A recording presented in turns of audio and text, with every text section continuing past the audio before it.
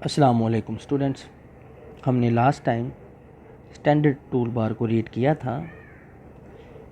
Standard tool bar का मकसद आपको ऐसे एक्शन या किसी भी टूल बार का मकसद आपको ऐसे एक्शन या टास्क प्रोवाइड करना है जो सिंपली एक बटन से आप परफॉर्म कर सकते हैं, और इसका मकसद जो है वो क्विकली मेथड प्रोवाइड करना है आपको किसी भी एक्शन को परफॉर्म करने के लिए।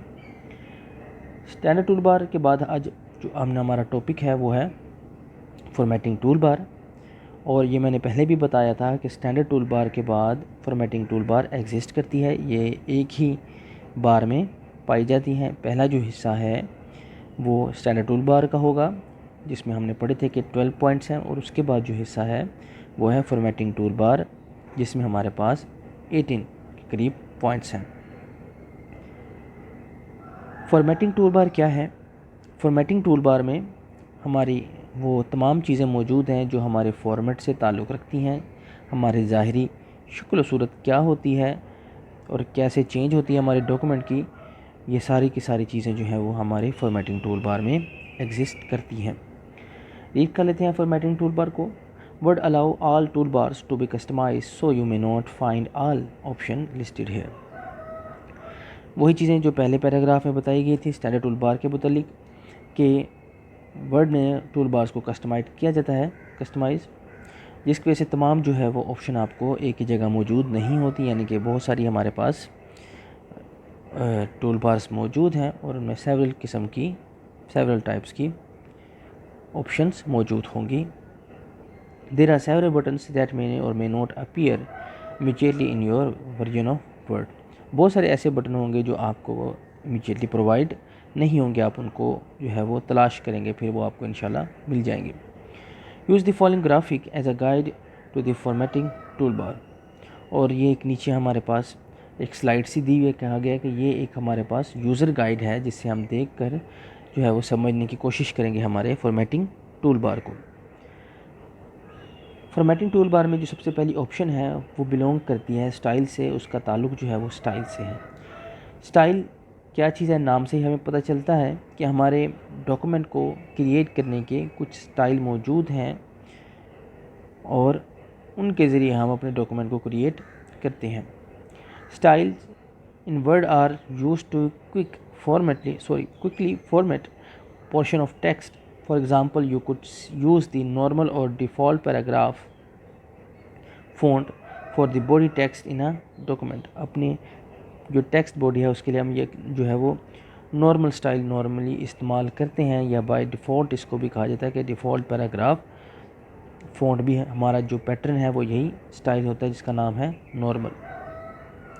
There are also 3 preset styles made for headings. और इसमें जो है वो हमारे पास 3 हेडिंग स्टाइल्स मौजूद होती हैं, जिसको भी आप चाहें वो इस्तेमाल कर सकते हैं। इसके बाद सेकंड पे है font. Font is a simple but important factor in word document. The choice of font, the style of the text itself can influence the way other view document. Font जो है हम जो टेक्स्ट लिखते हैं उसमें जो हमारे करैक्टर हैं उनकी जो शक्ल व सूरत होगी वो कहलाती है फ़ॉन्ट। टाइप फेस भी इसको बोला गया है। हमारे टेक्स्ट की शक्ल व सूरत क्या है। उसके बाद लाइन नंबर 3 में जहाँ पे हम पढ़ रहे थे, आइदर ऑन द स्क्रीन और in print. For example, Arial font looks better on screen while Times New Roman is clearer in print. कहा यह गया है कि जो एरियल है वो जो फॉन्ट टाइप है एरियल जो है वो काफ़ी बेहतर नज़र आती है स्क्रीन पर, लेकिन जो टाइम न्यू रोमन कैटेगरी है हमारे फ़ॉन्ट की वो जो है प्रिंट करने में बहुत वाज़ेह नज़र आती है। To apply a font to text, select desire text with your cursor and choose a font from the font drop down menu. जो हमारे पास सेकंड ऑप्शन आप बार में देख रहे होंगे जहाँ पे लिखा हुआ है टाइम न्यू रोमन, उसके आगे एक जो है वो एरो टाइप दिया हुआ है, जिसको हम जब क्लिक करेंगे तो हमारे पास एक ड्रॉप डाउन लिस्ट आएगी और उसमें से जो भी हम चाहें अपने जो है वो फ़ॉन्ट स्टाइल को सिलेक्ट कर सकते हैं। Scroll down to the font you want and select it by clicking on the name with the mouse. A serif font, one with feet circled in the illustration below, is recommended for the paragraph or text that will be printed on paper as they are most readable. The following graphic demonstrates the difference between serif Times New Roman on the left and the sans serif no feet Arial on the right font. Font में हमारे पास दो main categories पे कहलाती हैं, एक होती है serif, एक होती है नॉन सेरिफ या सैंस सेरिफ। सेरिफ में हमारे पास मौजूद है लेफ़्ट साइड पे टाइम न्यू रोमन में, जिसमें हमारे टी के जो आप देख रहे हैं कि एजिस बने हुए हैं, और जो एरियल है वो बहुत सिंपल सा है। तो ये हमारे पास एक जो है इनकी तमाम फ़ॉन्ट में से ऐसे कुछ स्टाइल जिनके एजेस निकले होंगे वो सेरिफ कहलाएंगे, और जिसके नहीं होंगे वो सैंस सेरिफ कहलाएंगे। थर्ड ऑप्शन है हमारे पास फ़ॉन्ट साइज़ की। तो बहुत ही आसान ऑप्शन है, आप अपने फ़ॉन्ट की साइज़ को यहाँ से सेलेक्ट कर सकते हैं। फोर्थ ऑप्शन है बोल्ड, जिसका मकसद यह है कि आपका जो टेक्स्ट है वो थोड़ा सा बोल्ड हो जाएगा, वाज़िया हो जाएगा, उसकी चौड़ाई जो है वो बढ़ जाएगी। जिस तरह किसी ने एक पेन से लिखा होता है और एक मार्कर से लिखा होता है, तो जो है वो उन दोनों राइटिंग में एक डिफरेंस होता है कि मार्कर की जो राइटिंग है ऑब्वियसली उसका थोड़ा सा कलर चेंज होगा, पेन से होगा ब्लू ही, लेकिन उस शेड में चेंज होगा। लेकिन जो वाज़िया जो है वो फ़र्क वो किस चीज़ का है, उनके अल्फाज की चौड़ाई का। Place the text in bold. उसके बाद फिफ्थ है italic. Places the text in italic.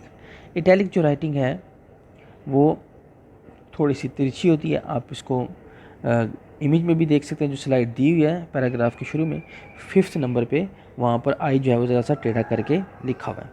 उसके बाद 6 जो है वो ऑप्शन वो है अंडरलाइन की। Underline the text. इस ऑप्शन का मकसद जो है वो अगर आप अपने टेक्स्ट को अंडरलाइन करना चाह रहे हैं तो वो है। 7th अलाइंग लेफ़्ट। अलाइंग the section to the left of the screen paper.